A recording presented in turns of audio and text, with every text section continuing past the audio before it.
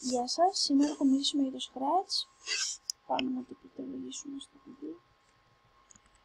Αυτή η εφαρμογή μπορεί και να κατέβει στον υπολογιστή σας, αλλά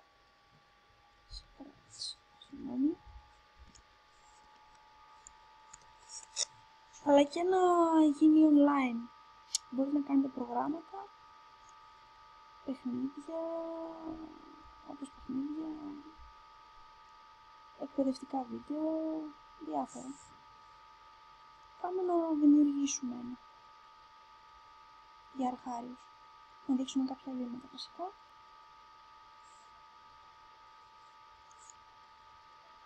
Μπορείς και να το δημοσιεύσεις.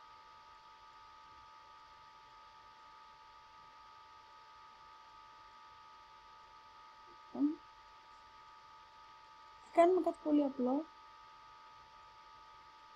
και πιστεύω να γίνει κατανοητό.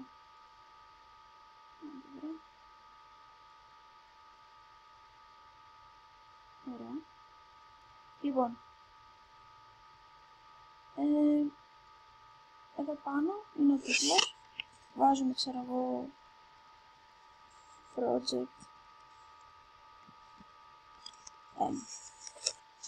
Λοιπόν, εδώ πέρα αριστερά κάτω θα έχει το φόντο, το οποίο μπορούμε είτε να το ζωγραφίσουμε, είτε να ανεβάσουμε κάποια εικόνα, είτε να τραβήξουμε κάποια εικόνα, είτε να πάρουμε μία από αυτές που έχει μέσα στο φάκελο το Scratch. Έχει διάφορα. Θα διαλέξουμε ό,τι θέλουμε. Έχει πολλές επιλογές. Ας πάρουμε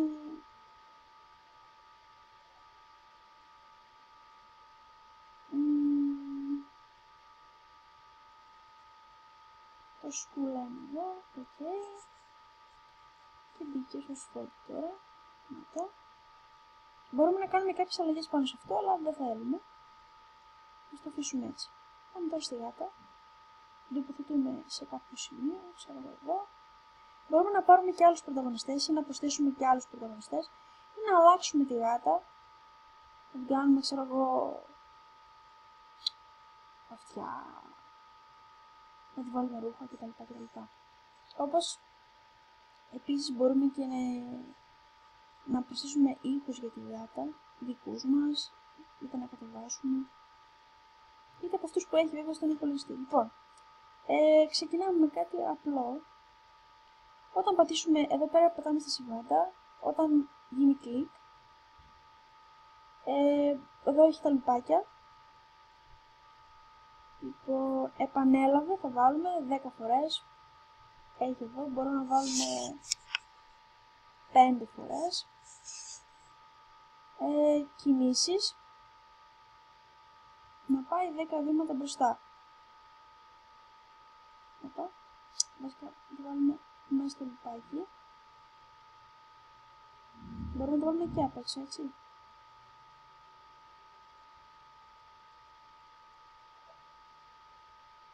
Ωραία. Το κολλάμε. Θα κάνει 10 κινήσεις τώρα, ας δούμε. Ορίστε.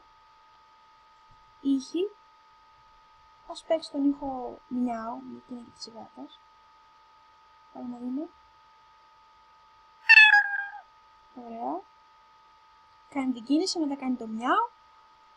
Μπορούμε επίσης, καθώς αρχίζει το παιχνίδι, όταν πατήσουμε κλικ, να πει μια λέξη.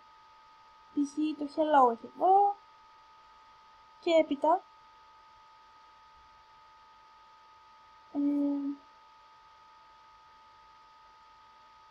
μισό λεπτό.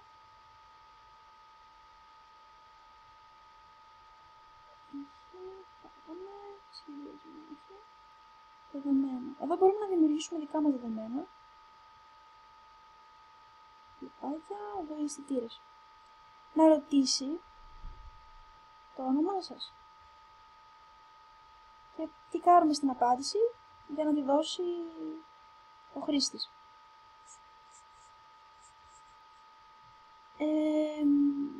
Για να δούμε. Έχουμε βάλει τώρα μέχρι τώρα το hello, θα ρωτήσει το όνομά μας, θα δώσουμε απάντηση και θα επαναλάβει για 5 φορές να κάνει 10 βήματα. Και όταν τελειώσει θα παίξει τον ήχο μιάου. Hello. Βάζουμε το όνομα σου, π.χ. Μαρία. Έκανε τα βήματα, είπε και το μιάου.